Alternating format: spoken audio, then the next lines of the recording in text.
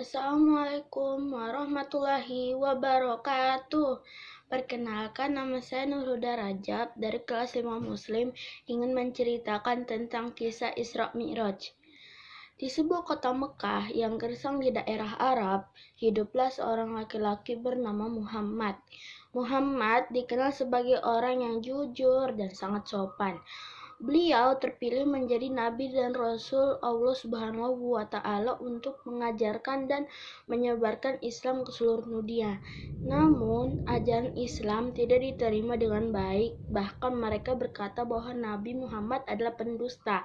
Paman dan istrinya lah yang selalu melindungi, mendukung, dan menghiburnya dalam mendakwakan Islam. Selang beberapa lama perjalanan dakwah Nabi Muhammad, paman dan istrinya meninggal di tahun yang sama, menjadikan beliau sangat berduka dan bersedih. Di sebuah malam yang tenang, Nabi Muhammad tergerak hatinya mengunjungi Ka'bah. Beliau beristirahat di depan Ka'bah hingga tertidur. Saat itu datanglah malaikat Jibril dan membangunkan Nabi Muhammad. Diajaknya beliau menaiki buraq. Malaikat Jibril dan Nabi Muhammad pun menaiki buraq dan melakukan perjalanan dari Masjidil Haram di Arab ke Masjidil Aqsa di Palestina.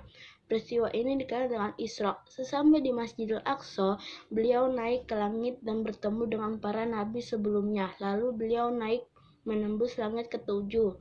Peristiwa ini dikenal dengan Miraj.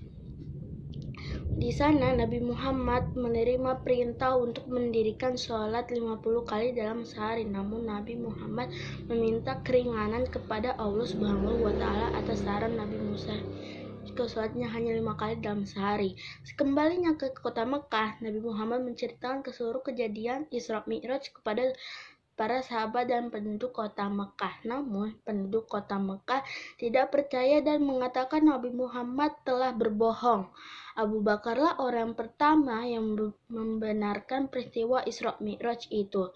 Peristiwa Isra Mi'raj yang terjadi hanya semalam saja ini menjadi bukti kebesaran dan kekuasaan Allah Subhanahu wa taala atas segala sesuatu bagi orang yang beriman. Saya menjadi penghibur hati ketika Nabi Muhammad bersedih atas kepergian paman dan istrinya.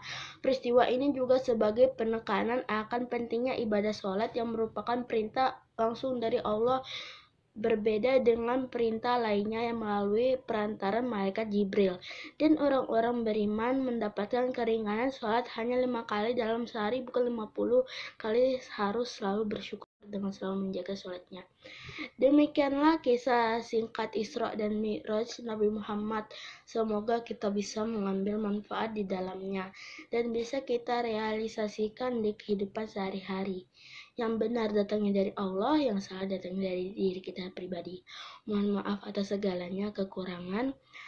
Wabillahi taufiq wal hidayah. Wassalamualaikum warahmatullahi wabarakatuh.